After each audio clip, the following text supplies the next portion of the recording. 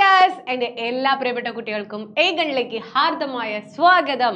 അപ്പോൾ തംബ്നെയിൽ കണ്ടതുപോലെ തന്നെ നമ്മൾ ഹൃദയോഗത്തിലെ കുറിച്ച് പ്രധാനപ്പെട്ട ചോദ്യങ്ങളാണ് ഈ ഒരു വീഡിയോയിൽ ഡിസ്കസ് ചെയ്യുന്നത്. ചാനൽ ആദ്യമായിട്ടാണ് കാണുന്നതെങ്കിൽ ലൈക്ക് ചെയ്യുക, ഷെയർ ചെയ്യുക, സബ്സ്ക്രൈബ് ചെയ്യുക. അപ്പം ഒരിക്കൽ കൂടി എല്ലാവർക്കും സ്വാഗതം പറയാണ്.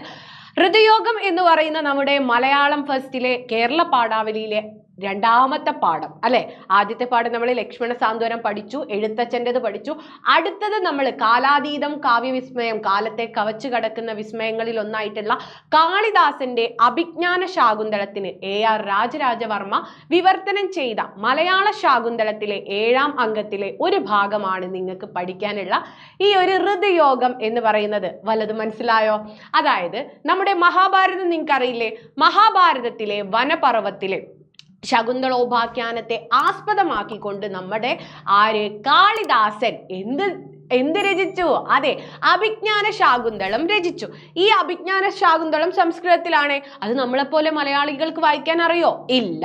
അത് മലയാളികൾക്ക് നല്ലവണ്ണം മനസ്സിലാകാൻ വേണ്ടി നമ്മുടെ കേരള പാണിനിയായിട്ടുള്ള AR രാജരാജവർമ്മ അത് മലയാളത്തിലേക്ക് മലയാള ശാകുന്തളം എന്ന പേരിൽ വിവർത്തനം ചെയ്തു. അതിലെ 7ാം അംഗത്തിലെ ഒരു ഭാഗമാണ് നമുക്ക് പഠിക്കാനുള്ള ഹൃദയോഗം എന്ന് പറയുന്ന പാഠം. അപ്പം ഇനി ഇതിലെ പാഠഭാഗത്തെ കുറിച്ചിട്ടുള്ള ലൈവ് നമ്മൾ ലൈവ് നിങ്ങൾ കണ്ടാൽ മതി. ലൈവ് വരുന്നുണ്ട് അല്ലെ. നമ്മുടെ 12ാം തീയതി ലൈവുമായിട്ട് ഹൃദയോഗത്തിന്റെ ലൈവുമായിട്ട് മിസ് വരുന്നതായിരിക്കും. അപ്പൊ ലൈവ് കാണാൻ മറക്കണ്ട. ലൈവിൽ നമ്മൾ പാഠത്തെ കുറിച്ചൊക്കെയുള്ള മൊത്തം കാര്യം, അതായത് ശ്ലോകമായിരിക്കും നമുക്ക് ക്വസ്റ്റ്യൻസ് വരിക. അപ്പം ആ വരികളും ഒക്കെ നമ്മൾ പറയുന്നുണ്ട്. ലൈവിൽ എന്തായാലും കയറണം. അപ്പൊ ഇപ്പൊ നമുക്ക് എന്ത് ചെയ്യാം? അതെ, ഇതിലെ പ്രധാനപ്പെട്ട കുറച്ച് ചോദ്യങ്ങൾ നോക്കാം. മുൻവർഷ കാലങ്ങളിൽ ചോദിച്ചിട്ടുള്ള ചോദ്യങ്ങൾ നമുക്ക് നോക്കാം. യെസ്, ആദ്യം തന്നെ നിങ്ങൾക്ക് ഇപ്പോൾ ഈ ഒരു പാഠഭാഗത്ത് നിന്ന് 4ഓ 6ഓ മാർക്കിന് ഒരു ഇൻട്രൊഡക്ഷൻ എഴുതാൻ പറഞ്ഞു കഴിഞ്ഞാൽ നിങ്ങൾക്ക് എഴുതിയെടുക്കാവുന്ന ഒരു ഇൻട്രൊഡക്ഷൻ ആണ് ഇത് പറയുന്നത്. നോട്ടിൽ എഴുതിയെടുത്തോളാം. ഭാരതം ലോകത്തിന് സമ്മാനിച്ച കാവ്യവിസ്മയമാണ് ആര്? നമ്മുടെ കാളിദാസൻ എന്ന് പറയുന്നത്.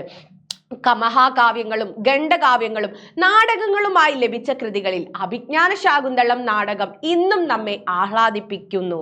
ദുഃഖവും സുഖവും നിറഞ്ഞ ജീവിതത്തെയാണ് കാളിദാസൻ ശകുന്തളയിലൂടെ അവതരിപ്പിച്ചത് അല്ലെ. നമ്മുടെ ഈ ശാകുന്തളം എന്ന് പറയുന്ന ഈ ഒരു കൃതിയിലൂടെ സന്തോഷവും ദുഃഖവും കലർന്നിട്ടുള്ള ആ ഒരു ജീവിതമാണ് ആരുടേതാണ്? ശകുന്തളയുടേത്. ശകുന്തളയ്ക്ക് ഒരുപാട് ദുഃഖങ്ങൾ അനുഭവിക്കേണ്ടി വന്നിട്ടുണ്ട്. എന്നാൽ അവൾക്ക് ദുഷ്യന്തനുമായിട്ടുള്ള ആ സന്തോഷ നിമിഷവും ഇവിടെ പറയുന്നുണ്ട്. പുത്രലബ്ധിക്കു ശേഷം ശകുന്തള ദുഷ്യന്തന്മാരുടെ സമാഗമത്തെ കാളിദാസൻ അവതരിപ്പിക്കുകയാണ് ഹൃദയോഗം എന്ന പാഠഭാഗത്ത്. ഇങ്ങനെ ഒരു ഇൻട്രൊഡക്ഷൻ നിങ്ങൾ എഴുതിയെടുത്തോളാം. ഇനി പ്രൗഢസ്നേഹത്തിന്റെ ക്ഷമയും ത്യാഗവും ശകുന്തളയുടെ ജീവിതത്തിൽ കാണാം. ശകുന്തള ദുഷ്യന്തന്മാരുടെ കൂടിച്ചേരൽ പ്രൗഢസ്നേഹത്തിന്റെ മാതൃകയാണ്. ഗർഭിണിയായിരുന്ന തന്നെ നിഷ്കരുണം ഉപേക്ഷിച്ച ഭർത്താവിനോട് ശകുന്തളയ്ക്ക് വിദ്വേഷമോ പകയോ ഇല്ല. ദുഷ്യന്തൻ തെറ്റുകൾ ഏറ്റുപറയുമ്പോഴും ഭർത്താവ് ലഭിച്ച നിർവൃതിയാണ് ശകുന്തള അനുഭവിക്കുന്നത്. ഭർത്താവിനെ ലഭിക്കാനായി വ്രതനിഷ്ഠയോടെ കഴിയുന്ന ശകുന്തള ക്ഷമയുടെയും ത്യാഗത്തിന്റെയും അടയാളമാണ്. ദുഷ്യന്തനാൽ ഉപേക്ഷിക്കപ്പെട്ട് ആശ്രമത്തിൽ കഴിഞ്ഞ് വരെയുള്ള ശകുന്തളയുടെ ജീവിതം എന്ന് പറയുന്നത് എന്തായിരുന്നു മക്കളെ? ത്യാഗപൂർണമായിട്ടുള്ള ജീവിതമായിരുന്നു. കുട്ടിയെ വളർത്തുകയും ഓർമ്മകൾ വേദനിപ്പിക്കുന്ന ജീവിതം തരണം ചെയ്യാൻ കഴിഞ്ഞതും ക്ഷമയും ത്യാഗവും മൂലമാണ്. ആർക്ക്? നമ്മുടെ ശകുന്തളയുടെ ക്ഷമയും ത്യാഗവും മൂലമാണ്. ശകുന്തളയുടെയും ദുഷ്യന്തൻ മകന്റെയും കൂടിച്ചേരൽ പ്രൗഢസ്നേഹത്തിന്റെയും ക്ഷമയുടെയും ത്യാഗത്തിന്റെയും കൂടിച്ചേരലിന്റെ സാധ്യതയായിട്ട് നമുക്ക് വായിച്ചെടുക്കാം. മനസ്സിലായോ? ഇതും വേണമെങ്കിൽ നിങ്ങൾക്ക് ഇൻട്രൊഡക്ഷൻ ആയിട്ട് എഴുതിയെടുക്കാം. ഇനി ഇതിലെ ചോദ്യങ്ങളിലേക്ക് കടക്കാം. നമുക്ക് 1 മാർക്ക് മുതൽ എങ്ങനെയൊക്കെയാണ് എസ്സേ വരുന്നത്, അല്ലെങ്കിൽ പ്രധാനപ്പെട്ട ഇതുവരെ ചോദിച്ചിട്ടുള്ള കുറച്ച് ചോദ്യങ്ങളാണ് ഈ ലൈവിൽ പറയുന്നത്. നിങ്ങൾക്ക് അറിയാത്തതുണ്ടെങ്കിൽ അത് എഴുതിയെടുത്തോളാം. സർവദമനൻ തേജസ്വിയായി വളരും എന്ന ചിന്ത ദുഷ്യന്തനിൽ ഉദിക്കുന്നത് അല്ലെ. ഇവൻ വളർന്നൊരു തേജസ്വിയായി വളരും എന്ന് ദുഷ്യന്തനിൽ ഉദിക്കുന്നതായി അവതരിപ്പിച്ചിരിക്കുന്നത് എങ്ങനെയായിരുന്നു അതിൽ പറയുന്നത്? ഒരു കുട്ടി ഈ കുട്ടി എങ്ങനെയാണ്? വലിയൊരു തേജസ്വിയുടെ വിത്താണെന്ന് ദുഷ്യന്തന് തോന്നുന്നു. എരിയുന്നതിനു വേണ്ടി വിറക് കാത്തുകിടക്കുന്നത് പോലെ തീപ്പൊരിയായി ഭാവിയിൽ മഹാ തേജസ്വിയായി വളരാനുള്ള ലക്ഷണങ്ങൾ രാജാവ് ബാലനിൽ കാണുന്നു അല്ലെ. എരിയാൻ വേണ്ടി കാത്തുകിടക്കും അല്ലെ ഹവ്യവാഹന് എന്ന് പറയുന്ന ആ വരി. നാളെ അഗ്നിയായി വളരാനുള്ള തീപ്പൊരിയാണ് ആര്? നമ്മുടെ സർവദമനൻ എന്ന് ദുഷ്യന്തൻ മനസ്സിൽ വിചാരിക്കുന്നു. അതാണ് സർവദമനൻ തേജസ്വിയായി വളരും എന്ന ചിന്ത എങ്ങനെയാണ് ദുഷ്യന്തനിൽ ഉദിക്കുന്നത്, അല്ലെ എങ്ങനെയാണോ ഒരു വിറക് എരിയാൻ വേണ്ടി കത്താൻ വേണ്ടി കാത്തു കിടക്കുന്നത്, അതുപോലെയാണ് അല്ലെ നല്ലൊരു പരിസരം അല്ലെങ്കിൽ നല്ലൊരു പശ്ചാത്തലം, ജീവിക്കാനുള്ള നല്ലൊരു അവന് എന്താ പറയുക കഴിവിനൊക്കെ അനുസരിച്ചിട്ടുള്ള കാര്യങ്ങൾ കൊടുത്തു കഴിഞ്ഞാൽ അവനെന്താണ് ഈ ഒരു ലോകം മുഴുവൻ കേൾക്കുന്ന അറിയപ്പെടുന്ന ഒരാളായിട്ട് മാറുമെന്ന് ദുഷ്യന്തൻ മനസ്സിൽ വിചാരിക്കുന്നു. അടുത്ത ചോദ്യം, ആശ്രമവാസിക്ക് ചേരാത്തതാണ് കുട്ടിയുടെ പ്രവൃത്തി എന്ന് ദുഷ്യന്തൻ വ്യക്തമാക്കുന്നത് എങ്ങനെയാണ്? അല്ലെ ചെറുപാമ്പ് ചന്ദന മരത്തിൽ എന്നപ്പോൾ അതാണ് ആശ്രമവൃത്തിക്ക് ചേരാത്ത കുട്ടിയുടെ പ്രവൃത്തി. ഇവിടെ ചെറുപാമ്പ് എന്ന് പറയുന്നത് സർവദമനന്റെ പ്രവൃത്തിയാണ്. അല്ലെ ആശ്രമം എന്ന് പറയുന്നത് എന്താണ്? ആ ഒരു ആശ്രമവാസം, അല്ലെ ചന്ദനമരമാണ് ഇവിടെ ആശ്രമമായിട്ട് പറയുന്നത്. ചെറുപാമ്പ് എന്ന് പറയുന്നത് സർവദമനന്റെ പ്രവൃത്തിയാണ്. അപ്പം ചെറുപാമ്പ് ചന്ദനമരത്തിൽ എന്നപ്പോൾ ആശ്രമ ജീവിതത്തിന് ചേരാത്ത കുസൃതിത്തരങ്ങൾ ചെയ്ത് നിന്റെ പവിത്രമായിട്ടുള്ള ജന്മത്തിന് നീ കളങ്കം ഉണ്ടാക്കി വെക്കരുത് എന്നാണ് രാജാവ് പറയുന്നത്. അപ്പം ആശ്രമവാസിക്ക് ചേരാത്ത കുട്ടിയുടെ പ്രവൃത്തി എന്ന് ദുഷ്യന്തൻ സൂചിപ്പിക്കുന്ന വരിയേത്, അല്ലെ എന്തായിരുന്നു എന്നൊക്കെ ചോദിച്ചു കഴിഞ്ഞാൽ സന്ദർഭം ഏത് എന്ന് പറഞ്ഞാൽ നിങ്ങൾ എഴുതണം. എന്താണ്? ചെറുപാമ്പ് ചന്ദനമരത്തിൽ എന്നപ്പോൾ എന്ന് പറയുന്ന ഉദാഹരണ സഹിതമാണ് അത് വിശദീകരിക്കുന്നത്. അടുത്തത്, തൻ്റെതാണ് എന്ന് അറിഞ്ഞുകൊണ്ട് പുത്രനെ തൊടുന്ന പിതാവിന്റെ നിർവൃതി. അല്ലെ എന്താണ്? ആ കുഞ്ഞിന്റെ കൈകൾ പിടിക്കുന്ന സമയത്ത്, അല്ലെ സിംഹക്കുട്ടിയെ വിടു എന്ന് പറയുന്ന സമയത്ത് എന്താണ്? ഇവനെ ഞാൻ കൈകൾ തൊടുക, ഇത്രമാത്രം എനിക്ക് എത്ര സുഖമാണ് അനുഭവിക്കുന്നത് എന്ന് ആര് പറയുന്നുണ്ട്? ദുഷ്യന്തൻ പറയുന്നുണ്ട്. സർവദമനന്റെ പിതാവായിരിക്കുന്നത് അത്രയേറെ പുണ്യമാണെന്ന് ദുഷ്യന്തൻ കരുതുന്നു. അവന്റെ നിഷ്കളങ്കതയും കുസൃതിയും പ്രസരിപ്പും വീരത്വവും അത്രയ്ക്ക് രാജാവിനെ ആകർഷിച്ചിരുന്നു. സർവദമനൻ തൻ്റെ പുത്രനായിരുന്നെങ്കിൽ എന്ന രാജാവിൻ്റെ ചിന്തയായിരുന്നു ആ ഒരു വാക്യത്തിൽ കാണുന്നത്. എന്താണ്? തൻ്റെതാണ് എന്ന് അറിഞ്ഞുകൊണ്ട് തൊടുക. കാരണം അവസാനം എന്തായി? ആ രക്ഷ എടുക്കുന്ന സമയത്ത് അത് പാമ്പായിട്ട് കൊത്താതിരിക്കുന്ന സമയത്ത് രാജാവ് മനസ്സിലായി ഇവൻ തൻ്റെ പുത്രനാണ് എന്ന് മനസ്സിലാക്കിക്കൊണ്ട് രാജാവിനെ കെട്ടിപ്പിടിക്കുന്ന സമയത്ത് അത്ര സുഖം വരികയാണ്. കാരണം ഇവൻ അത്രയ്ക്ക് നല്ലൊരു ബാലനാണ്.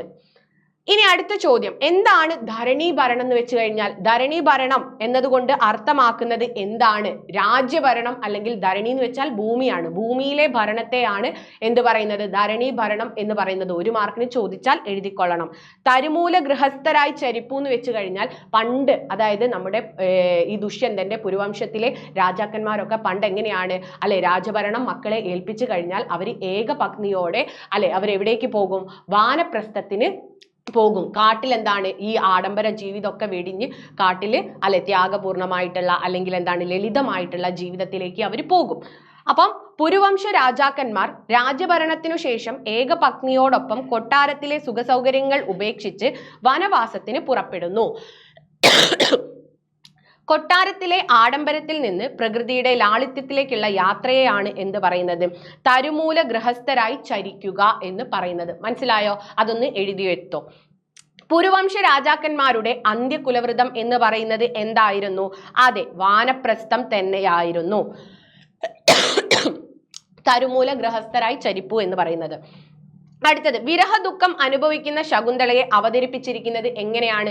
മലിനം വസനദ്വയം എന്ന് പറയുന്ന ആ വരി കണ്ടിട്ടില്ലേ? അവൾ എന്താണ്? മലിനമായിട്ടുള്ള 2 വസ്ത്രങ്ങളാണ് ധരിച്ചിരിക്കുന്നത്. വ്രതനിഷ്ഠയാൽ അവൾ മെലിഞ്ഞു പോയിട്ടുണ്ടായിരുന്നു. മുടി ഒറ്റ ഭാഗത്തേക്ക് എന്താണ്? ആ ജട പിടിച്ച കറ്റയൊറ്റയായി എന്ന് പറയുന്നത്. ജട പിടിച്ച മുടി ഒറ്റയായിട്ട് മെടഞ്ഞിട്ടിട്ടുണ്ടായിരുന്നു. അങ്ങനെയുള്ള വരി ആലോചിക്കാം. മലിനമായ 2 വസ്ത്രങ്ങളാണ് ശകുന്തള ധരിച്ചിരുന്നത്. വ്രതനിഷ്ഠയാൽ ഏറെ മെലിഞ്ഞിരുന്നു. മുടി മെടഞ്ഞ് ഒറ്റയാക്കിയിരുന്നു. വിരഹ പതിവ്രതമാർ മുടി ഒറ്റയായിട്ട് മെടഞ്ഞിടുകയാണ് പതിവ്. ആ വരി ആലോചിച്ച് വെക്കുക. അപ്പോൾ വിരഹ ദുഃഖം അനുഭവിക്കുന്ന ശകുന്തളയെ എങ്ങനെയാണ് ഇവിടെ അവതരിപ്പിച്ചിരിക്കുന്നത് എന്ന് ചോദിച്ചാൽ മക്കൾ ഇതായിരിക്കണം എഴുതേണ്ടത്.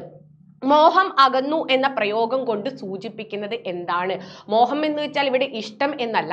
മോഹം എന്ന് വെച്ച് കഴിഞ്ഞാൽ ഇവിടെ ദുഃഖമാണ്. അവരുടെ ആ ഒരു ശാപം, അതായത് ശകുന്തളയ്ക്ക് ലഭിച്ച ആ ഒരു ശാപം ഇവിടെ അകന്നു എന്നതാണ് സൂചിപ്പിക്കുന്നത്. മോഹം അകന്നു. ചന്ദ്രന്റെ ഭാര്യയാണ് രോഹിണി. രാഹു ബാധിക്കുന്ന സമയത്ത് രോഹിണിയെ കാണാൻ ചന്ദ്രന് സാധിക്കില്ല. ഗ്രഹണം തീരുമ്പോൾ ചന്ദ്രന് രോഹിണി സാമീപ്യം കൈവരും. അതുപോലെ ദുർവാസാവിന്റെ ശാപത്താൽ ശകുന്തളയെ മറന്ന ദുഷ്യന്തൻ ശാപമകന്ന് ബുദ്ധി തെളിഞ്ഞപ്പോൾ ശകുന്തളയെ തിരിച്ചറിയാൻ കഴിയുന്നു. ഇനി അടുത്തത് 12 പിരിഞ്ഞീടിന മഹസഞ്ചയം. 12 പിരിഞ്ഞീടിന മഹസഞ്ചയം എന്ന് പറയുന്നത് സൂര്യനെ കുറിച്ചാണ്. സൂര്യൻ എന്താണ്? ഓരോ മാസവും ഓരോ രൂപമായിട്ടാണ് പറയുന്നത്. അതായത് 12 മാസവും സൂര്യന് നമ്മൾ കാണുന്ന രൂപമല്ല അല്ലെ, 12 രൂപങ്ങളുണ്ട്. ഏതൊക്കെയാണ്? ദാതാവ്, മിത്രൻ, ആര്യമാവ്, അംശൻ, വരുണൻ എന്നൊക്കെ പറഞ്ഞ് 12 രൂപങ്ങളുണ്ട്. അതിനെയാണ് 12 പിരിഞ്ഞീടിന മഹസഞ്ചയം എന്നതുകൊണ്ട് ഉദ്ദേശിക്കുന്നത്. മാരീചൻ ശകുന്തളയ്ക്ക് നൽകിയ ആശിഷ് എന്തായിരുന്നു? അല്ലെ, നിനക്കെന്താണ്? ഇന്ദ്രനെ പോലൊരു ഭർത്താവിനെ കിട്ടട്ടെ, അല്ലെങ്കിൽ കിട്ടി. അതുപോലെ തന്നെ എന്താണ്? ഇന്ദ്രന്റെ ഭാര്യയെ പോലെ നിനക്കെന്താണ്? അതെ, എന്താ പറയുക, ഇന്ദ്രന്റെ മകനെ പോലെ അല്ലെ, ജയന്തനെ പോലെ എന്താണ്? നിനക്കൊരു മകനെ കിട്ടി, സർവ്വധമനനെ കിട്ടി. അതുപോലെ നീ എന്താണ്? പൗലോമിയെ പോലെ, ഇന്ദ്രന്റെ ഭാര്യയെ പോലെ നീ വാഴുക എന്നതാണ് ആര് അനുഗ്രഹിച്ചത്?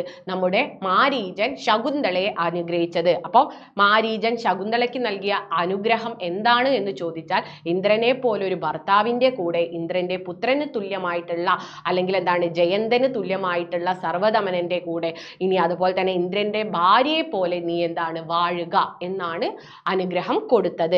എൻ്റെ ആശയ്ക്ക് ഒരു താങ്ങലും കൂടെയായി എന്ന് പറയുന്നത്, അതായത് ദുഷ്യന്തൻ എപ്പോഴും അങ്ങനെ തോന്നുന്നത്, അതായത് ഇവന്റെ അമ്മയ്ക്ക് അപ്സരസുമായിട്ട് ബന്ധമുണ്ട് എന്ന് അറിഞ്ഞ സമയത്താണ് ആര്? ദുഷ്യന്തന്റെ ആശയ്ക്ക് ഒരു താങ്ങലും കൂടെയായി. ഇത് ചിലപ്പം ഈ വരി മാത്രം ചോദിക്കും. ശകുന്തളയെ കുറിച്ച് നിങ്ങൾ അവിടെ എഴുതരുത്. ദുഷ്യന്തൻ എന്താണ്?